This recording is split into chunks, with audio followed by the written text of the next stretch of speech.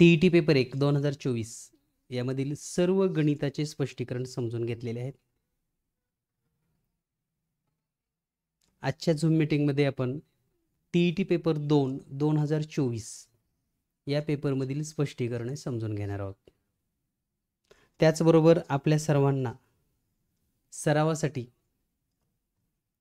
ॲपमध्ये आपण 5 टेस्ट दिलेत ऑलरेडी, परंतु हार्ड कॉपीमध्ये पण तुम्हाला 3 टेस्ट पेपर 1च्या आणि 3 टेस्ट पेपर 2च्या सरावासाठी दिलेल्या आहेत.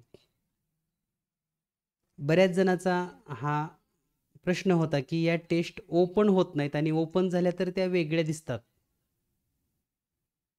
तर प्रत्येकाच्या मोबाईलमध्ये PDF ओपन करण्याचे वेगवेगळे माध्यम आहेत.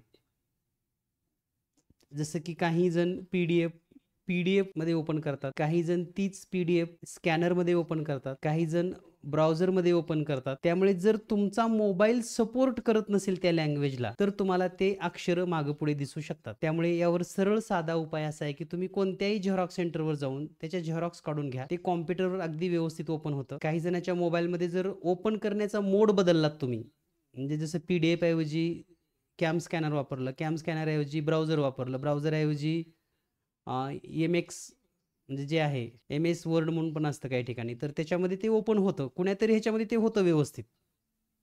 पण काही जणांच्या मोबाईलमध्ये ते सपोर्ट करत नसेल तर व्यवस्थित होत नाही आणि अक्षरं मागं पुढे दिसतात आणि इंग्रजी तेवढी व्यवस्थित दिसते. त्यामुळे हा प्रॉब्लेम PDFचा नसून हा प्रॉब्लेम तुमच्या मोबाईलमधील ओपन होणाऱ्या सिस्टीमचा आहे. आणि शक्य असेल तर PDF काढूनच सोडवा, कारण आपल्याला परीक्षेमध्ये पण PDF समोर ठेवूनच गोल करायचं आहे. म्हणजे त्याचाही आपल्याला एक सराव होणं गरजेचं आहे. पेपर 2 मध्ये आपण टोटल 210 प्रश्न दिलेत. ज्यांचं गणित विज्ञान आहे त्यांनी गणित विज्ञान पर्यंत सोडवा, ज्यांचं गणित विज्ञान नाही त्यांनी समाजशास्त्राचे पुढचे प्रश्न सोडवा. आता यामध्ये बऱ्याच जणांना उत्तर सूचीच्या बाबतीमध्ये अडचण आहे, तर आम्ही उत्तर सूची उद्या किंवा परवा दिवशी पाठवणार आहोत. त्यामुळे तुम्ही पेपर सोडवा. तुम्हाला तपासायला काय 10 मिनिट लागतील, त्याचा ताण घेऊ नका. तुम्हाला उद्या किंवा परवा दिवशी उत्तर सूची पण मिळेल. तर आज आपण सुरुवात करूयात. आता बऱ्याच जणांना असं वाटेल की आपल्याला पेपर 2 ला गणित द्यायचं नाही, पण पेपर 2 ला जरी गणित द्यायचं नसलं तरी पेपर 1 मध्ये जे गणित आहे तसंच गणित पेपर 2 मध्ये पण आहे. म्हणजे पेपर 2 मधले काही सर्वच प्रश्न अवघड नाहीत. पेपर 2 मधले 20 प्रश्न पेपर 1 सारखेच असतात, हे लक्षात ठेवा. पुन्हा एकदा वाक्य लक्षात ठेवा. पेपर 2 मधल्या गणिताचे 20 प्रश्न जशाला तशी पेपर 1 मधला जो सिलेबस आहे अगदी तसाच असतो. त्यामुळे पेपर 1 वाल्यांनी पण पेपर 2 चे प्रश्न पाहणं गरजेचं आहे. कारण पेपर सेट करणारा जर व्यक्ती एकच असेल, पेपर 1 साठी पण आणि पेपर 2 साठी पण, तर बरेचसे प्रश्नामध्ये साम्यता येणार असते. जसं की मानसशास्त्राच्या पेपरमध्ये तुम्ही पाहतात, मराठीच्या पेपरमध्ये तुम्हाला लक्षात येतं, तसंच अगदी सेम गणितामध्ये पण होतं. त्यामुळं पेपर 2चं स्पष्टीकरण पेपर 1च्या तर आवर्जून पाहणं गरजेचं आहे. 2024 आणि 2024 मधील ज्या ज्या ठिकाणी त्या प्रश्नाला ट्रिक्स आहे किंवा आपण ट्रिक्स देऊ शकतो, तर तिथे तुम्हाला ट्रिक्स दिली जाणार आहे. जिथं ट्रिक्स नसेल तिथं तुम्हाला स्पष्ट सांगितलं जाईल याला मेथडनीच सोडवावं लागतं. त्यामुळे काळजीपूर्वक आजची सर्व प्रश्न पहा आणि स्पष्टीकरण समजून घ्या. रेषा L आणि रेषा M समांतर दिलेल्या असून दिलेल्या माहितीवरून A ची किंमत काढा. तर पहा, आकृती या ठिकाणी मी पूर्ण काढणार आहे. फक्त प्रश्न तुम्हाला तोंडी सांगतोय, कारण तुमच्याकडे पण असे प्रश्न असू शकतात, त्यामुळे तुम्हाला लक्षात येतं, पण कन्सेप्ट तुमचा पूर्ण क्लिअर केला जाईल.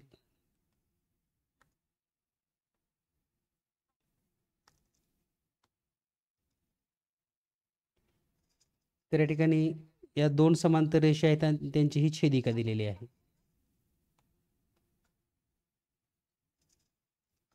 तर ही रेषा L आणि M या दोन्ही पॅरलल आहेत, म्हणजे समांतर आहेत.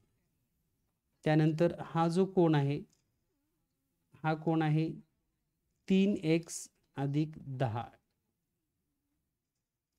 आणि हा त्याचा विरुद्ध कोन हा आहे 2x अधिक 50 आणि या ठिकाणी दिलेला आहे A अंश. तर A ची किंमत आपणास शोधायची. आता A ची किंमत शोधायची असेल तर अगोदर आपणास x ची किंमत काढून वरच्या कोणाची मेजरमेंट फाइंड आउट करायला लागते, बरोबर आहे. आता हे जर दोन विरुद्ध कोण असतील, म्हणजेच अपोजिट अँगल.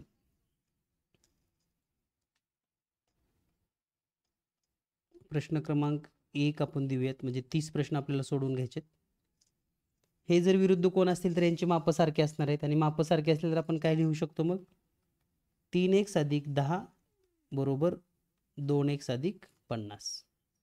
मग हे 3x आणि तिकडलं 2x जर इकडे घेतलं तर हे -2x होईल, आणि इकडलं 10 जर तिकडे नेलं तर 50 - 10 होईल. आता इथं वजाबाकी आली 1x आणि इकडं आलं 40, म्हणजे याचा अर्थ काय झाला? एका xची किंमत किती आहे? 40. मग आता या कोणची किंमत किती होईल? 2x + 50 म्हणजे 2x म्हणजे 40, 2 80 + 50 130, म्हणजे हा 130 आहे. तर आता हा कोण आणि दिलेला हा ए कोण हे आंतर कोण आहेत, इंटेरियर अँगल, आणि यांची बेरीज 180 असते, बेरीज सम. मग हा 130 असेल तर हे किती असेल? 50 अंश. या पद्धतीने आपण सोडवायचं आहे. म्हणजे यामध्ये आपल्याला आंतर कोण, विरुद्ध कोण, संगत कोण, तुम्हाला भूमितीमध्ये मी सर्व बेसिक शिकवलंय. अगदी तशा पद्धतीवर हा प्रश्न विचारला गेलाय. यानंतर दुसरा प्रश्न आहे प्रश्न क्रमांक 2. याचा स्क्रीनशॉट ठेवत चला तुमच्याकडे, तुम्हाला जर लिहिणं झालं नाही तर स्क्रीनशॉट नक्की ठेवा.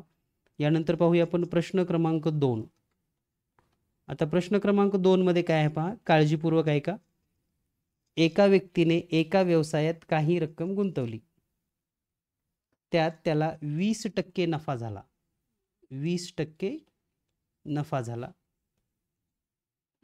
त्या व्यक्तीने झालेल्या नफ्यासह पुन्हा ती रक्कम अजून पुढे गुंतवली, आणि पुन्हा काही दिवसानंतर त्याला 20% तोटा झाला. आधी नफा झाला होता, नंतर तोटा झाला. तर एकत्रित विचार करता या व्यवहारामध्ये त्याला किती टक्के नफा किंवा तोटा झाला?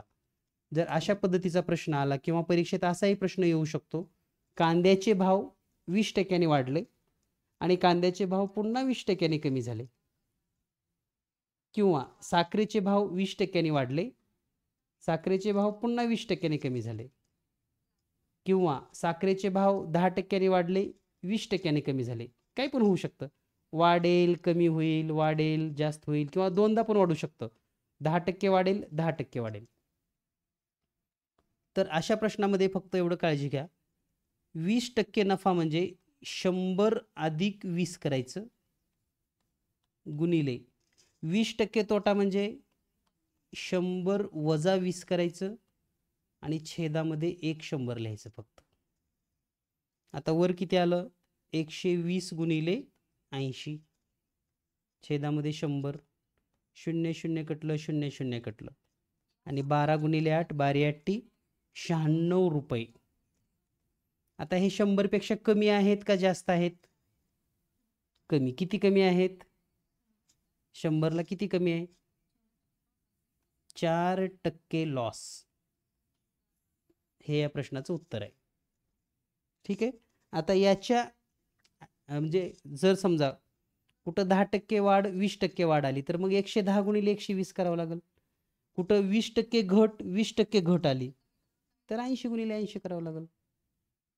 कुठं 10% वाढ, 10% घट आली, तर 110 गुणिले 90 करावं लागेल. म्हणजे किती वाढले आणि किती कमी झाले त्याच्यावर तुम्हाला ही वरची ओळ लिहायची, खालचं तर 100 कंपल्सरीच आहे. या पद्धतीने आपण हा दुसरा प्रश्न सोडवायचा आहे. यानंतर पाहूया आपण पुढील प्रश्न. प्रश्न क्रमांक 3. प्रश्न क्रमांक 3.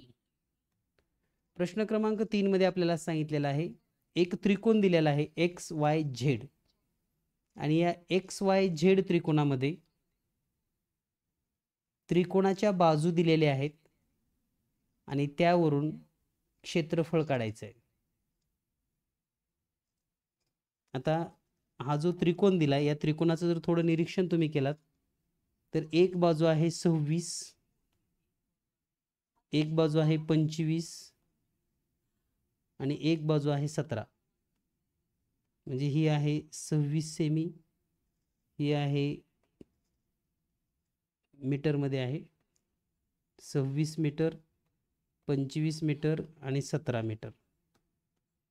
आता हा प्रश्न मात्र लिंदी स्वरूपाचा आहे. लिंदी म्हणजे काय, तर याला कॅल्क्युलेशन तुम्हाला भरपूर करावं लागणार. कारण काय यायचं, तर या ठिकाणी तुम्हाला हिरोचं सूत्र वापरावं लागतं क्षेत्रफळ काढण्याचं. कारण 3 बाजू माहिती असेल, पण हे पण तुम्ही फास्ट पद्धतीनं सोडवू शकता. तर ते कसं सोडवायचं, त्यासाठी आपल्याला काय माहिती पाहिजे, तर आपल्याला या त्रिकोणाची हाफ पेरिमीटर म्हणजेच अर्ध परिमिती माहीत पाहिजे. हाफ पेरिमीटर कशी काढायची, मग सर्व साईडची बेरीज करावी लागेल. 25 अधिक 26 अधिक 17 छेदामध्ये 2. तर ह्या सर्वांची बेरीज येते 68. याला जर 2 न भागलं तर उत्तर येतं 34. ठीक आहे. आणि याचं क्षेत्रफळाचं सूत्र काय आहे, मग वर्गमुळात यस कंसात यस वजा ए, यस वजा बी आणि यस वजा सी. तर यस म्हणजे तुम्हाला माहिती आहे किती आलेलं आहे, 34 गुणिले. आता ए म्हणजे काय, तर 34 मधून एक बाजू वजा करा, 25 गुणिले 34 मधून दुसरी बाजू वजा करा, 26 गुणिले 34 मधून तिसरी बाजू वजा करा, 17. आता पुन्हा वर्गमुळामध्ये काय काय येतं पहा, 34 गुणिले, आता 34 मधून 25 वजा केले तर किती येईल, 34 मधून 25 वजा केलं तर हे 9 येईल, गुणिले 34 मधून 26 वजा करा, किती येतं 8, गुणिले 34 मधून 17 वजा करा, किती येतं 17. आता यांचं वर्गमूळ काढायचं आहे. तर वर्गमूळ काढत असताना कंसामध्ये फॅक्टर सेम करून घ्या. फॅक्टर सेम करायचं म्हणजे काय करावं लागेल, तर या 34ला आपण असं लिहू शकतो 17 गुणिले 2. 9ला कसं लिहू शकतो, तर 3 गुणिले 3. 8ला कसं लिहिता येईल, 2 गुणिले 2 गुणिले 2 आणि 17ला 17च. आता वर्गमूळ काढत असताना काय करायचं असते, तर दोन संख्या जर सारख्या असल्या, जसं 17 आणि 17, तर एकदा 17 बाहेर घ्यायचं, पुन्हा 2 आणि 2 एकदा आहे म्हणजे हे 2 बाहेर घ्यायचं, पुन्हा आणखी एक 2 2 आहे पहा, त्याच्याबद्दल एक घ्यायचं, आणि 3 3 आहे त्याबद्दल एक 3 घ्यायचं. आता ह्या सर्वांचा गुणाकार करायचा आहे.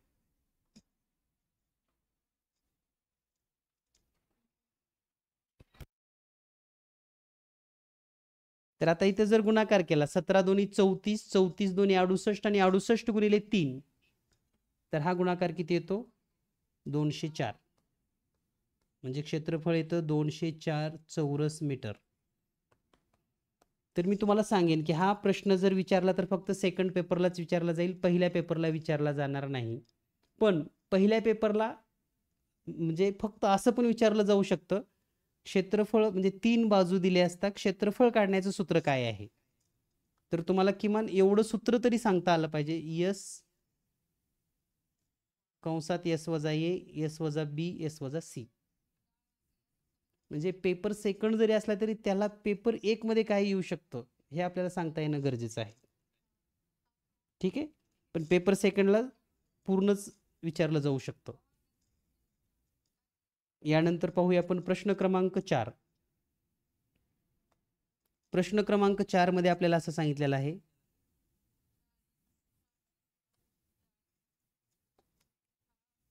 खालीलपैकी कोणत्या संख्येला 10, 12, 16 आणि 18 ने भागले असता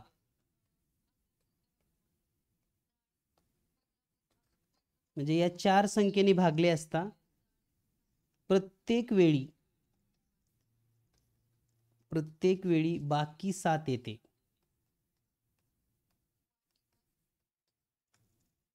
पर्याय क्रमांक 1 1447, पर्याय क्रमांक 2 2727, पर्याय क्रमांक 3 9719, पर्याय क्रमांक 4 2167. आता एक गंमत सांगतो मी तुम्हाला, जर 10 न भागल्यानंतर 7 यायचं असेल तर एककला 7 असला पाहिजे हे निश्चित आहे. म्हणून पर्याय क्रमांक 3 तर पहिल्यांदा चुकला,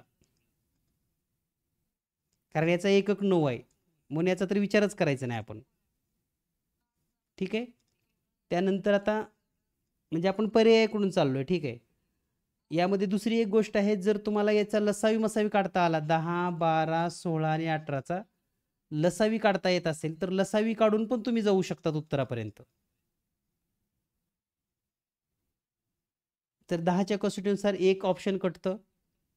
त्यानंतर तुम्ही डायरेक्ट 12ने भाग देऊन पण चेक करू शकता, जसं की 1447 भागिले 12.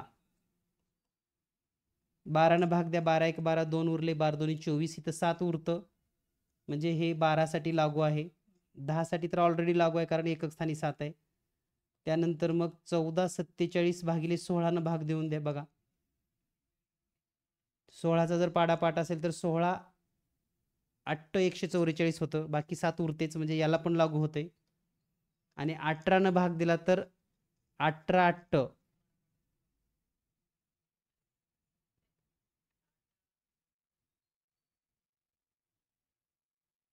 18 8 44, 16 9 44 येते, वर 12 12 44 येते, 16 पण येते.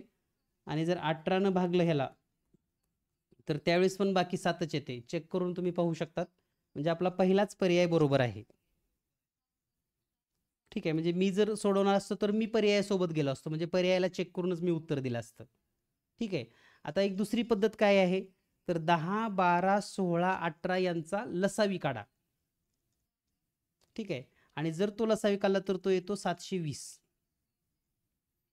मग आपल्या उत्तरामध्ये काय पाहिजे, 720 अधिक 7 म्हणजे 727 पाहिजे, पण आपल्या पर्यायात नाही.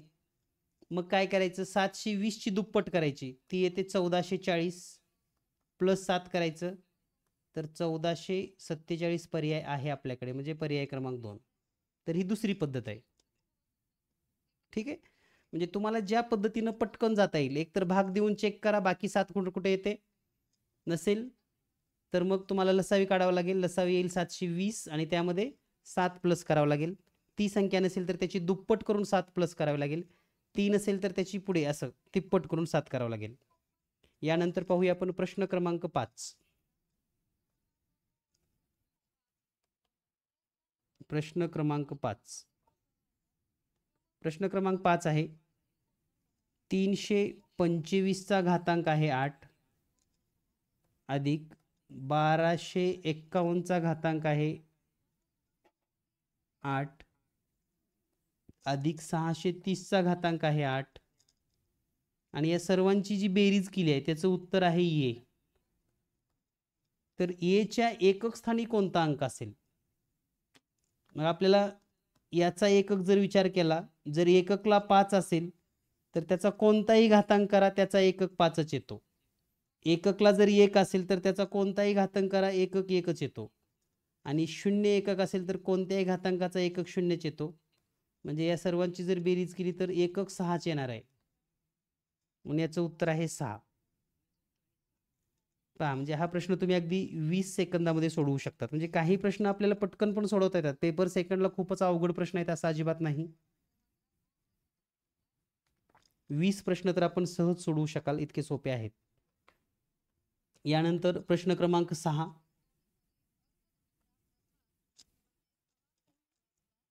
प्रश्न क्रमांक 6 जर पाहिला आपण तर असा प्रश्न दिलेला आहे, 2 भावांच्या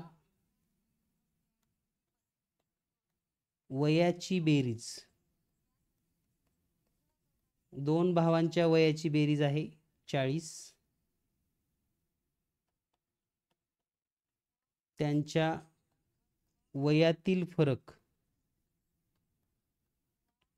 फरक आहे 2. तर असं विचारलेलं आहे, मोठ्या भावाचे 5 वर्षापूर्वी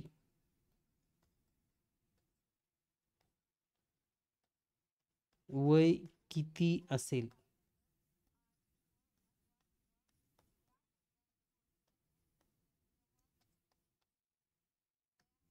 मोठ्या भावाचे 5 वर्षापूर्वी वय किती असेल. तर पहा, 2 भावाच्या वयाची बेरीज 40 आहे, त्यांच्या वयातील फरक आहे. तर मोठ्या भावाचं वय तुम्हाला माहिती आहे कसं काढतो आपण. मोठ्या भावाचे वय काढत असताना या 40 आणि 2ची बेरीज करतो, त्याला 2ने भागतो, बेरीज येते 42, त्याला 2ने भागलं की वय येतं 21. पण आपल्याला 5 वर्षापूर्वी विचारलंय, बरोबर आहे? मग 5 वर्षापूर्वी किती असेल? 21 मधून 5 वजा करा, 16 वर्ष.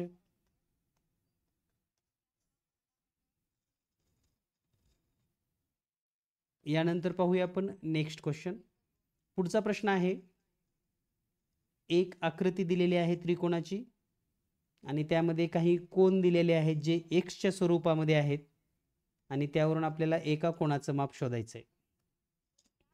तर प्रश्न क्रमांक 7, यामध्ये आपल्याला एक त्रिकोण दिलेला आहे अशा पद्धतीनं.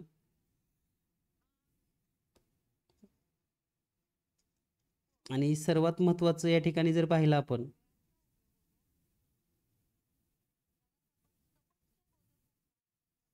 तर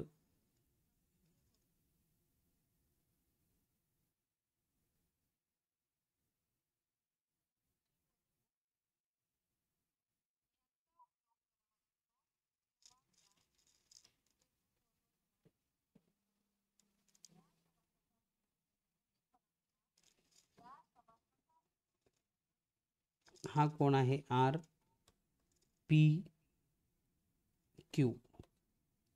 तर आर कोण आहे 3x, पी हा जो कोण आहे तो आहे 5x वजा 19 आणि हा कोण आहे 3x अधिक 45.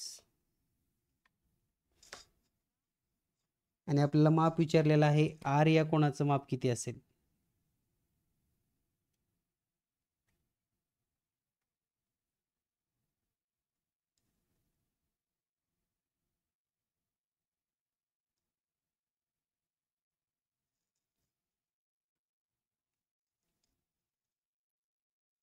तर या ठिकाणी आपल्याला जो प्रश्न विचारला आहे, तर ही रेषा इथं वाढवलेली आहे अशी आणि इथं आहे यस. तर हा बाहेरचा कोण विचारलाय, कोण क्यू आर एस.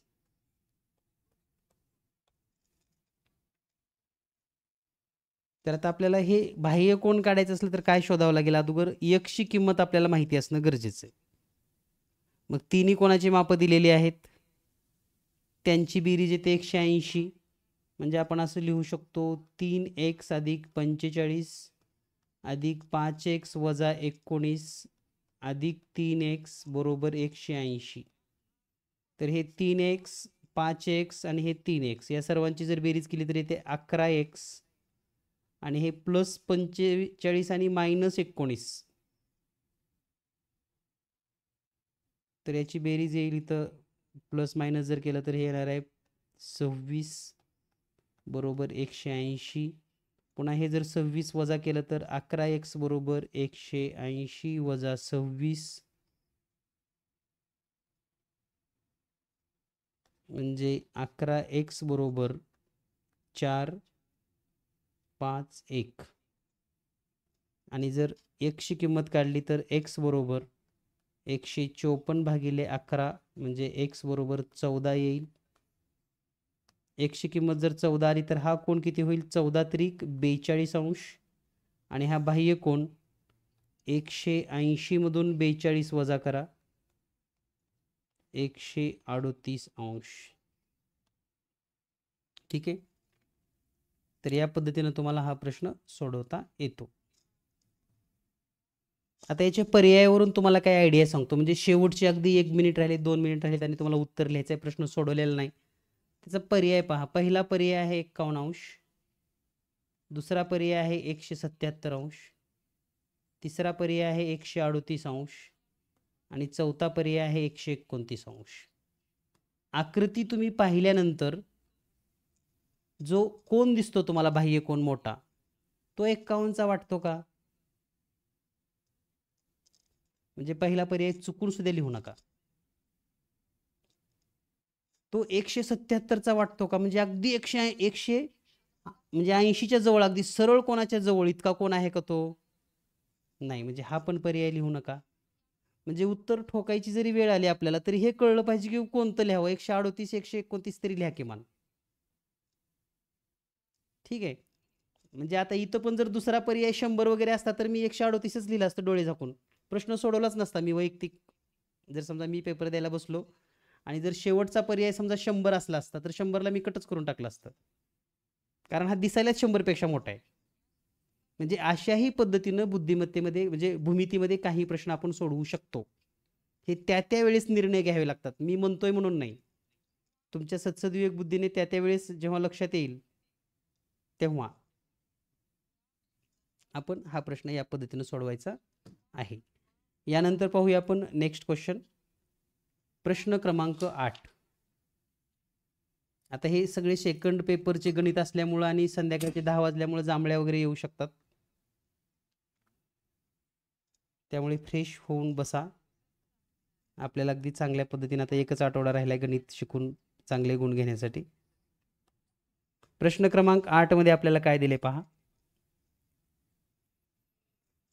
एक समीकरणात्मक तुलना दिली आहे बघा. 1/√3 वजा 1/√2 अधिक 1/√6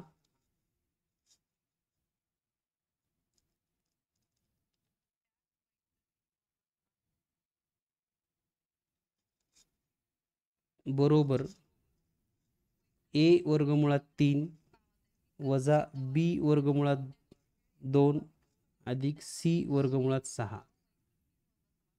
आणि तर असं विचारले आपल्याला a अधिक b अधिक c बरोबर किती.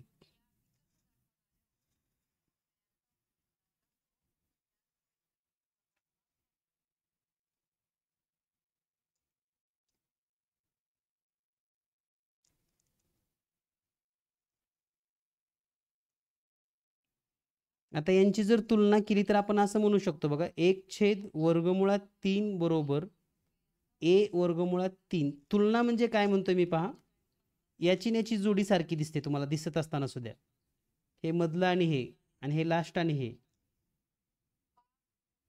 आता आपण गंमत अशी करूयात की हे 1/a इकडं घेऊयात आणि इकडं लिहिताना हे √3 गुणिले √3. बघा समजलं का पहा, ही कन्सेप्ट काय झाली. छेदामध्ये भागाकारातलं √3 आपण तिकडं घेतलंय आणि तिकडलं a इकडं घेतलंय, कळालं हे. आणि या पद्धतीनं 1/a बरोबर आता √3 गुणिले √3 म्हणजे 3, बरोबर आहे. आता आपण काय करायचं, a 3च्या ठिकाणी घ्यायचं आणि 3a च्या ठिकाणी लिहायचं. म्हणजे आपण असं लिहू शकतो a बरोबर 1/3. हे लक्षात आलं का सगळ्यांना पहा. a बरोबर 1/3 कळालं सगळ्यांना. ओके. आता दुसरी तुलना कशी आहे पहा, 1/√2 बरोबर b√2. आता ही जर तुलना पाहिली तर तुम्ही असं जसं जर पाहिलं तर तसंच सेम उदाहरण इथं आहे. यावरून आपण डायरेक्ट असं लिहूयात b बरोबर 1/2 आणि तसंच अगदी c बरोबर 1/6. ठीक आहे. म्हणजे 1/2 अधिक 1/3 अधिक 1/6 तिघांची बेरीज करायची आपल्याला गणितामध्ये, कारण इथं आपल्याला विचारले पहा a अधिक b अधिक c किती. म्हणजेच 1/3 अधिक 1/2 अधिक 1/6. आता छेद समान करायचं असेल तर पहिल्या अपूर्णांकाला 2 ने गुणा, दुसऱ्याला 3 ने गुणा, छेद समान होतो. म्हणजे हे असं होईल 2/6 3/6 1/6. छेद समान 6, अंशाची बेरीज झाली 6, 6 1 6 म्हणजेच 1, म्हणजेच यांची बेरीज येणार आहे 1. या पद्धतीने आपल्याला हे प्रश्न अगदी सहज सोडवू शकतात. यानंतर पाहूया आपण नेक्स्ट क्वेश्चन. पुढचा प्रश्न पाहूया आपण, प्रश्न क्रमांक 9.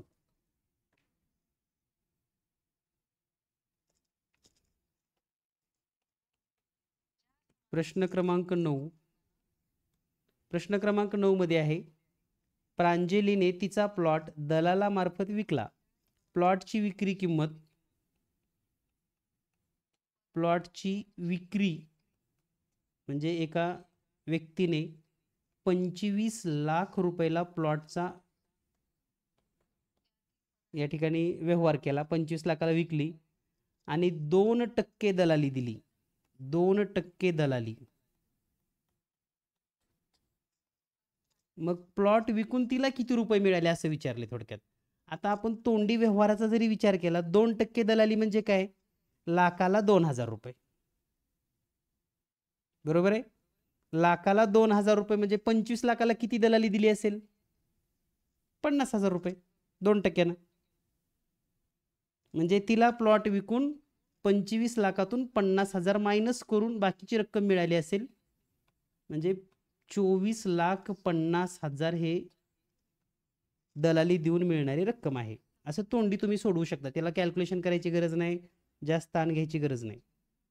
ठीक आहे, पण तुम्हाला कॅल्क्युलेशन करायचंच असेल तर 2% म्हणजे काय? तर 100ला 2 रुपये गुणिले मग 25 लाख करून घ्या. याचं उत्तर येईल 50,000 रुपये दलाली, आणि मग तेवढी वजा करायची 25 लाखातनं. ठीक आहे. आता हेच गणित जर बदलून विचारलं, प्लॉट घ्यायचा आहे मला 25 लाखाचा आणि 2% दलाली देणार आहे, म्हणजे माझे 25 लाख पण जाणार आहेत आणि 2% दलाली पण द्यावी लागणार आहे, म्हणजे मला प्लॉट 25,50,000ला पडेल. या पद्धतीने आपणास ही कन्सेप्ट लक्षात येईल. यानंतर पाहूया आपण पुढील प्रश्न. प्रश्न क्रमांक 10. प्रश्न क्रमांक 10. प्रश्न क्रमांक 10 आहे, काळजीपूर्वक लक्ष द्या. ए या व्यक्तीने एका पुस्तकाचे रोज समान पानाचे वाचन केल्यास त्याला पुस्तक पूर्ण वाचायला 30 दिवस लागतात. म्हणजे थोडक्यात काय? ए व्यक्ती 30 दिवसात पुस्तक पूर्ण वाचते.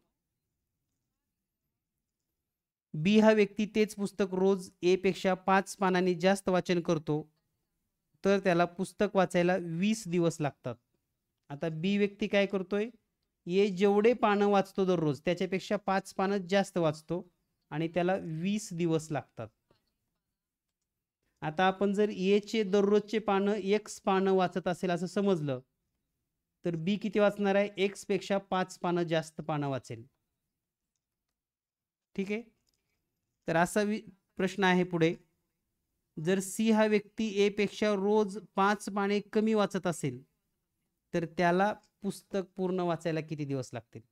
तर अगोदर आपण काय करूयात, ते x किती पानं वाचते हे काढूयात. ठीक आहे. मग हे कसं काढायचं?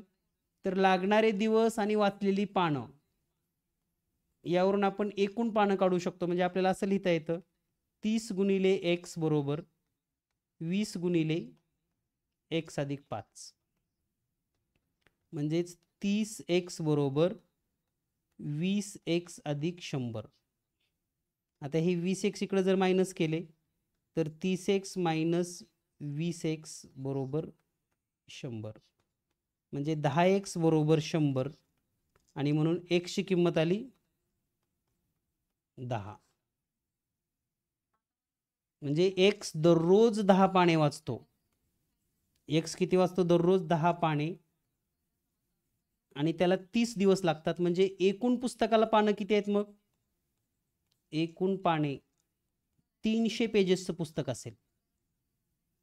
आणि जो सी आहे तो ए पेक्षा 5 पानं कमी वाचतो, म्हणजे सी दररोज फक्त 5 पाने वाचन करतो. मग 300 पानं वाचायला त्याला किती दिवस लागतील? तर 300 भागिले 5 म्हणजे 60 दिवस कालावधी लागेल. आता या प्रश्नामध्ये तुम्हाला कसं फसवलं जातं त्याचं कारण सांगतो मी. ए ला 30 दिवस लागतात, बी 5 पानं जास्त वाचतो म्हणजे त्याला 20 दिवस लागतात, आणि जर तो 5 पानं कमी वाचत असेल तर तुम्हाला वाटतं 40 दिवस लागतात. न सोडवता तुम्हाला वाटतं तसं 40 दिवस लागतात, पण 40 दिवसात नाही, तर याला 60 दिवस लागतात, हे लक्षात ठेवा. तर आता आपण पुढची 5 प्रश्न घेऊयात आणि पुन्हा आणखी चर्चा करूयात. आणि आज फक्त 15 प्रश्न घेऊयात, राहिलेले 15 प्रश्न उद्या घेऊयात.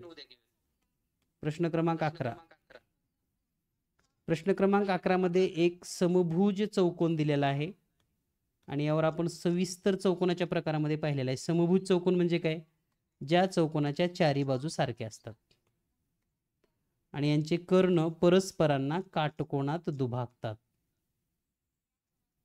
याची एक ट्रिक्सचा पण व्हिडिओ आपण दिलेला होता तुम्हाला, आणि यामध्ये आपल्याला सांगितले की या प्रत्येकाची बाजू आहे 61, 61, 61, 61.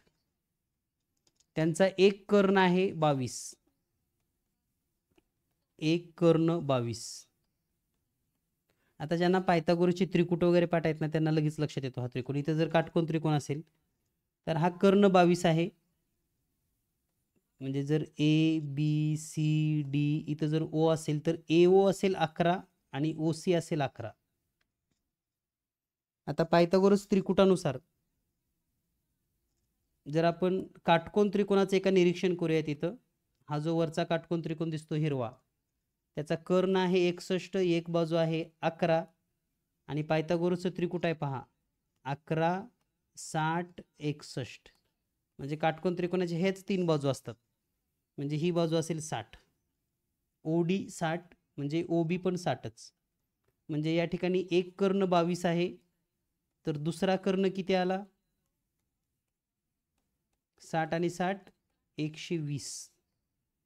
आणि या आकृतीमध्ये समभुज चौकोनाचे क्षेत्रफळ विचारलंय. म्हणजे दिलंय काय तुम्हाला? बाजू दिल त्या सगळ्या, एक कर्ण दिला होता, त्यावरून तुम्ही दुसरा कर्ण शोधला. आता दोन्ही कर्ण तुम्हाला माहिती झालेत आणि क्षेत्रफळ काढायचं आहे.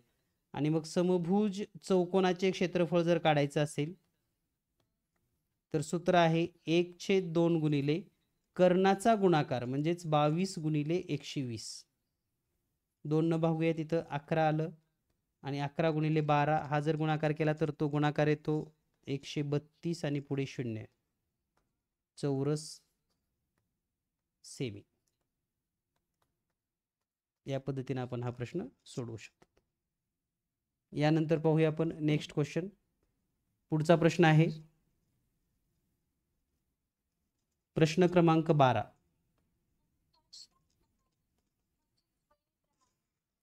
प्रश्न क्रमांक 12 मध्ये आपल्याला सांगितले तांब्याच्या भरीव वृत्तचित्तीच्या तळाची त्रिज्या 2.1 सेमी असून त्याची उंची 8 सेमी आहे. म्हणजे भरीव वृत्तचित्ती म्हणजे अशा पद्धतीची आकृती आहे.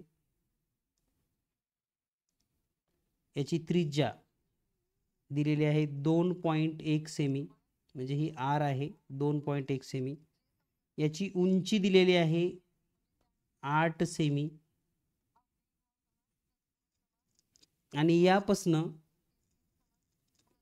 चकत्या तयार केलेत. चकत्या, चकत्या म्हणजे रुपयासारखं नाणं असं, 1 रुपयाचं साईज असं समजूयात आपण नाणं. या चकत्याची जी व्यास आहे, चकत्याचा व्यास आहे 14 mm म्हणजे मिलीमीटर. तर याची त्रिज्या किती असेल मग? आर बरोबर 7 mm.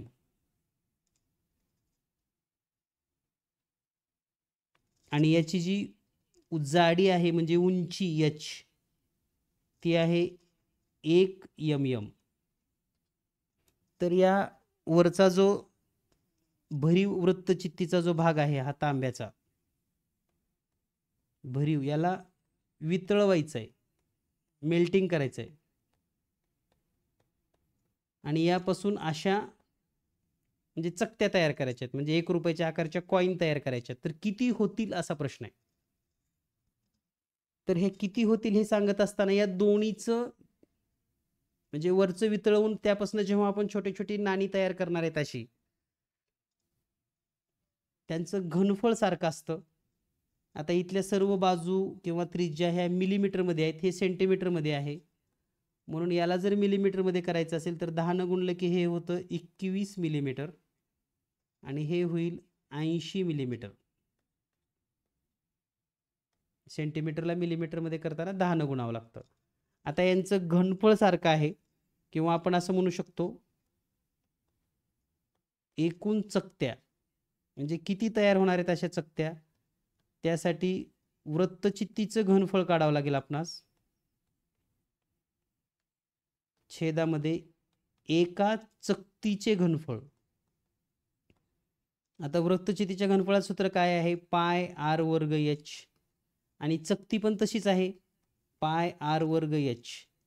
यामध्ये दोन्हीकडेही पायची किंमत सारखी आहे, परंतु आरच्या किमती वेगळ्या आहेत. वर जर आपण पाहिलं तर आर किती आहे? आरचा वर्ग म्हणजे 21 गुणिले 21 आहे आणि उंची आहे 80. छेदामध्ये आरची किंमत किती आहे? 7 गुणिले 7 आणि उंची आहे 1. आता हे फक्त कॅल्क्युलेशन करायचं आहे तुम्हाला. 7 एक 7, 7 त्रिक 21, 7 एक 7, 7 त्रिक 21, 3 गुणिले 3 9, 9 गुणिले 80 म्हणजे 9 8 72 आणि 1 0 म्हणजे 720 चकत्या तशा तयार होऊ शकतात. दिलेली इष्टिका चित्ती वितळवून 720 चकत्या तयार होतील. या पद्धतीने आपण हा प्रश्न सोडवू शकतो. खालीलपैकी मूळ संख्या कोणती? पहा, संख्या ज्ञानावरचा प्रश्न आहे. अगदी टीईटी पेपर 1 ला पण इतका सोपा प्रश्न विचारला जाणार नाही. तर पहिली संख्या आहे 57,937. दुसरा पर्याय आहे वर्गमुळात 841. तिसरा पर्याय आहे 251 चा वर्ग. तिसरा पर्याय आहे 56 31 27. आधी जर आपण थोडं काळजीपूर्वक पाहिलं तर वर्गमुळात 841चं वर्गमूळ येतं 29. तर आता ही मूळ संख्या आहे, त्यामुळे आता इतर पर्याय आपल्याला चेक करत बसायची गरज नाही. म्हणजे आपण डायरेक्ट पर्याय क्रमांक 2 असं लिहू शकतो. जर इथं मूळ नसती तर मग बाकी इतर संख्यांना 2 ने भाग जातो का, 3 ने भाग जातो का, इतर कुठल्या संख्येनं भाग जातो का, मूळ संख्येनं भाग जातो असं चेक करत बसावं लागलं असतं. परंतु या प्रश्नामध्ये आपण चेक करायची गरज पडणार नाही. तर या पद्धतीने आपण हा प्रश्न क्रमांक 13 या ठिकाणी पाहिलेला आहे. यानंतर पाहूया आपण प्रश्न क्रमांक 14. आज आपण 15 प्रश्न पाहूयात, उद्या 15 प्रश्न पाहूयात. तर प्रश्न क्रमांक 14 असा आहे: 1 ते 91 पर्यंतच्या सर्व नैसर्गिक संख्यांची सरासरी किती?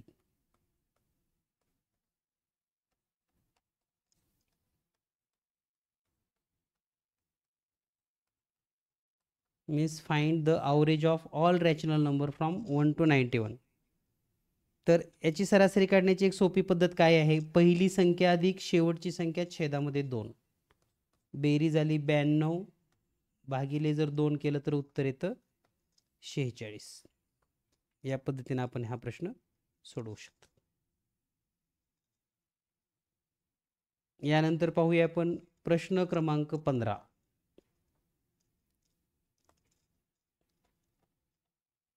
प्रश्न क्रमांक 15 आहे: ए ने 3,20,000 रुपये एका बँकेमध्ये 10% चक्रवाढ व्याजाने 2 वर्षाकरता गुंतवले. बी ने 2,40,000 रुपये करमुक्त म्युच्युअल फंडामध्ये 2 वर्षाकरता गुंतवले.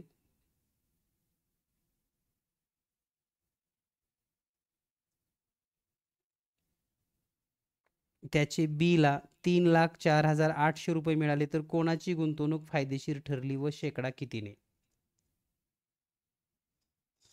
आता 2 व्यक्ती आहेत या ठिकाणी, पहा, दोन्हीची पण मांडणी करतो. ए ने गुंतवलेले आहेत 3,20,000 रुपये.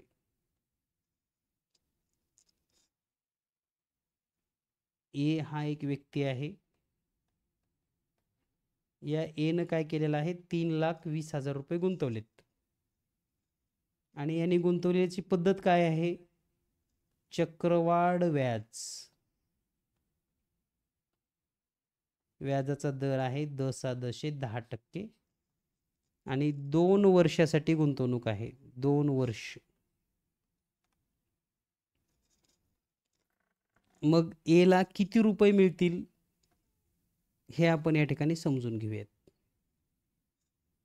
तर चक्रवाढ व्याजाचं सूत्र माहिती आहे तुम्हाला. मुद्दल आहे 3,20,000 रुपये, कंसात 1 अधिक 10/100, कंसाचा घातांक वर्ग 0 0 कटलं, 10 1 10 आणि हे वरचं 1 म्हणजे 11/10 येणार आहे. म्हणजे 3,20,000 गुणिले 121 छेदामध्ये 100. 2 0 2 0 कटतील. म्हणजे या ठिकाणी जर आपण लिहिलं, हे 2 0 जशाला तसे आहेत. आता 32 गुणिले 121. आता हा आपल्याला गुणाकार करायचा आहे. तर तो गुणाकार तुम्ही 16 गुणिले 200 42 असा पण करू शकता जर तोंडी करायचं असेल तुम्हाला. 16 गुणिले 242 आणि हे पुढचे 2 शून्य तर येणारच आहेत म्हणून हे 2 शून्य आपण इथंच घेऊयात. तर 16 कसं झालं तर 32चं निम्म 16 केलं आणि 121चं दुप्पट 242 केलं. कारण आपल्याला 32चा पाडा पटकन येत नाही म्हणून आपण 16चा पाडा म्हणू शकतो. तर आता जर गुणाकार केला आपण हे 2 शून्य जशाला तशी 16 दोन्ही 32ला 2 हातच्यारी 3 16 चौक 64 आणि 3 65ला 5 तर 3,85,200. आता या प्रश्नामध्ये मात्र लेंदी वेळ जाणारच आहे आपला कारण कॅल्क्युलेशन पूर्ण केल्याशिवाय उत्तर येणार नाही. तर 3,85,200 गुंतवले होते 3,20,000 म्हणजे नफा किती झाला तर 3,85,200 मायनस 3,20,000 वजाबाकी केली तर हे उत्तर येईल 67,200. आता जर आपण पर्सेंटेजमध्ये पाहिला हा नफा किती टक्के आहे तर 67,200 3,20,000 रुपयाला मिळालेत गुणिले शेकडा 100. 2 शून्य 2 शून्य कटतील हे 2 शून्य हे 2 शून्य कटतील. पुन्हा जर आपण भाग दिला 16 न तर 16 दुनी 32 16 चौक 64 3 उरले 16 दुनी 32 बे 1 बे बे दुनी 4 बे 1 बे म्हणजे 21% नफा झालेला आहे कुणाला ए व्यक्तीला. आता जो दुसरा व्यक्ती आहे बी त्या बी व्यक्तीने आता हा लक्षात ठेवा 21% नफा एचा आहे. बीनं काय केलेलं आहे म्युच्युअल फंडामध्ये रक्कम गुंतवलेली आहे आणि ती रक्कम गुंतवली आहे 2,40,000 आणि 2 वर्षानंतर त्याला परत मिळालेले आहेत 3,04,800. याची जर वजाबाकी केली तर हा जो नफा येणार आहे तो नफा येतो 64,800 रुपये आणि जर शेकडा प्रमाण काढलं 2,40,000 रुपयाला 64,800 गुणिले 100 करावं लागेल. 2 शून्य 2 शून्य कटतील 2 शून्य 2 शून्य कटतील. त्यानंतर इथं 12 भाग देऊयात 12 दोन्ही 24 12 पंचे 60 4 उरले 12 चौक 48 बे 1 बे बे दोन्ही 4 बे 7 14 म्हणजे 27% नफा झाला. हा नफा बी व्यक्तीला झालेला आहे ज्यांनी म्युच्युअल फंडामध्ये रक्कम गुंतवली होती. तर ए ला किती झाला होता 21%, बी ला